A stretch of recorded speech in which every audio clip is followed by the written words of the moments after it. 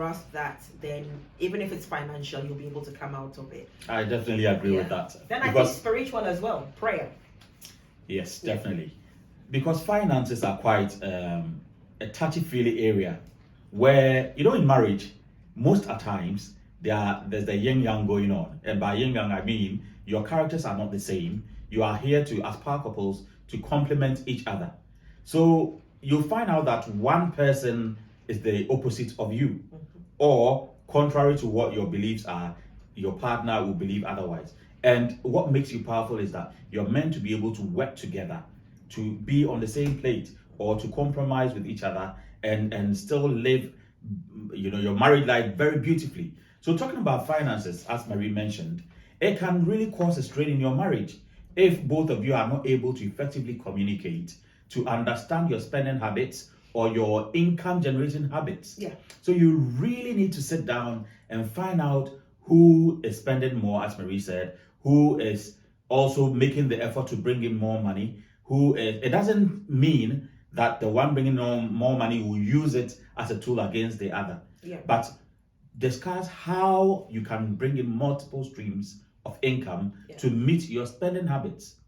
Now, we always say that cut your coat according to your size. But I also believe that financially you can dream to be bigger, better, and greater.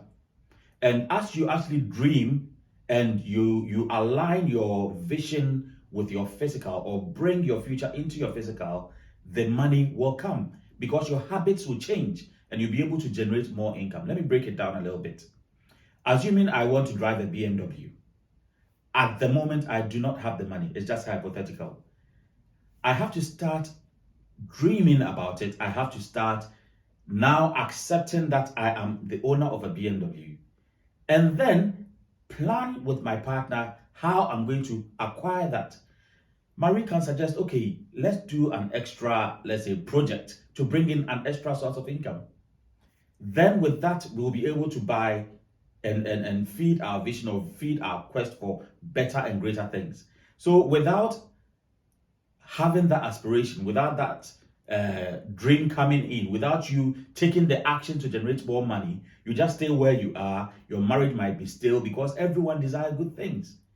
So in controlling your finances, don't just cut down on everything, but aspire to greater things, and more things will come. Yeah, I mean, I couldn't agree more. However, I have a question. What if, because when Eric was talking, he said, if you have a dream to drive a BMW, so that could be one person's aspiration. That's right. What if the other person doesn't want that type of aspiration? Yep. That could cause a setback in the marriage. So how do you resolve that? Because there's the dream and the dreaming big and one wanting all these amazing things. And then there's also reality. That's right.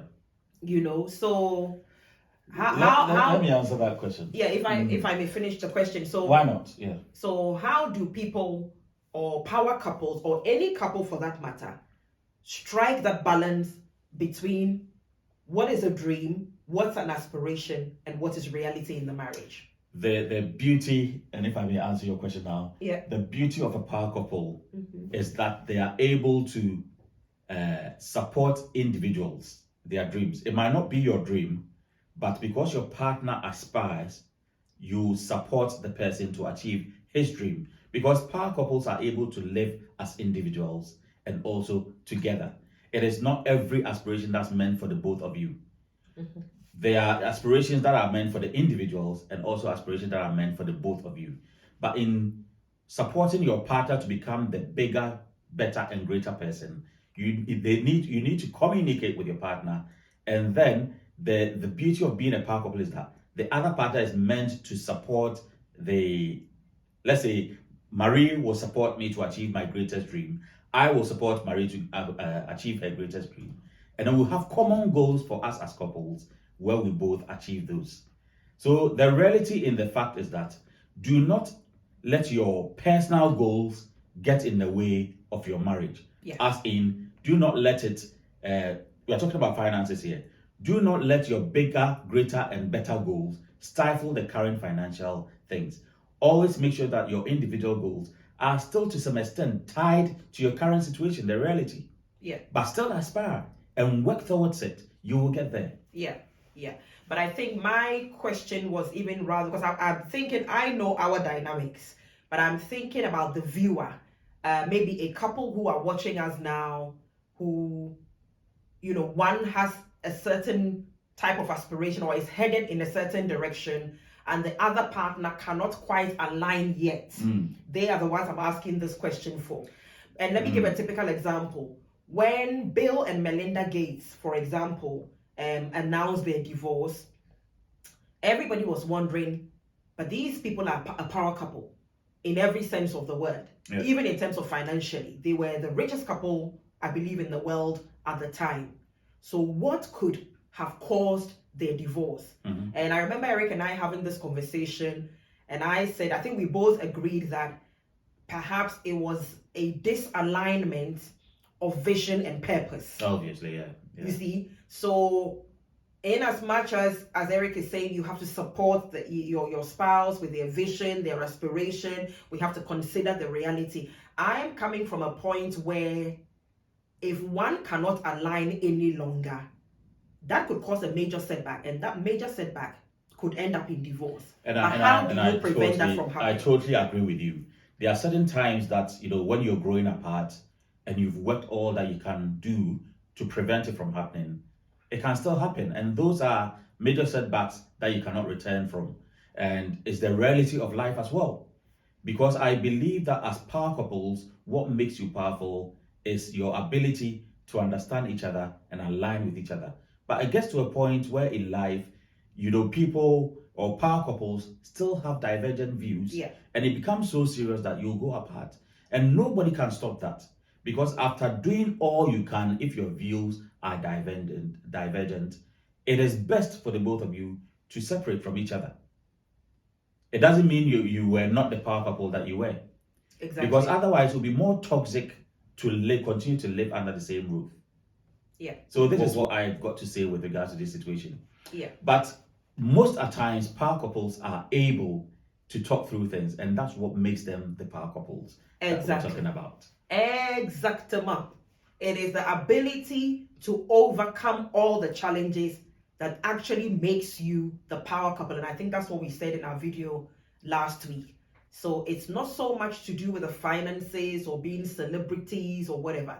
The ability to be able to share true love, which encompasses all manner of challenges, is actually what makes a couple a power couple.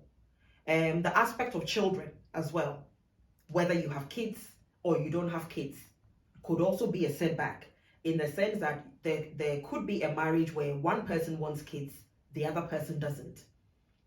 Or you have children, and even how you're raising the children. One person has certain ideologies as to how to raise the kids, the other one disagrees. How do you overcome all these things? And then, as I said earlier as well, even in terms of our prayer lives, as a power couple, how do we align in terms of prayer? Because as individuals, everybody might have their own different prayer topics. It could even be something as little as what time we should pray, agreeing on a time to pray.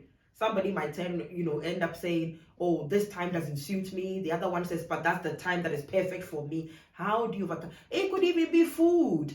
What types of food to eat in the home? As Eric said earlier, our health, our weight, all manner of things. But I think for me, in conclusion, or bringing this video to an end, it's all about how we're able to talk through these things in love, ensuring that we come out the other end even stronger. Exactly. It's important to talk through issues with love, but by all means, talk through it. Because if you neglect talking through issues, your marriage or your relationship will fall apart. So yes, until we come your way with the next video, make sure you subscribe to our channel. We've got so much more to give you, and share the video with your friends as well. Absolutely. Have a great day. Absolutely. Please like the video, yes, share, and click on the notification, the bell icon, which is the notification, so that whenever we upload, you get to be a part of it. But please share this with your friends. You just never know who some of these tips might help. So please don't keep it to yourself. Kindly share with Bye for everyone. now. Thank you. Marriage is bliss. Enjoy. Bye bye.